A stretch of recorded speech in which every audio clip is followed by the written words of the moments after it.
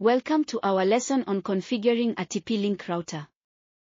First, ensure you have your TP-Link router and a computer ready. Connect your computer to the router using an Ethernet cable. Open your web browser and type in the router's IP address. Typically, the default IP address is 192.168.1.1 or 192.168.0.1.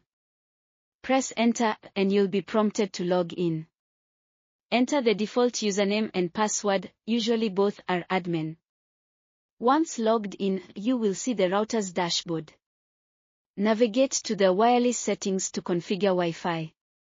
Set your SSID, which is the name of your Wi-Fi network. Choose a strong password to secure your connection. Click Save to apply your settings. Reboot the router to ensure changes take effect.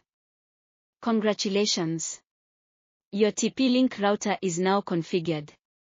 Now connect your devices to your router. Select your Wi-Fi profile and key in your password to proceed.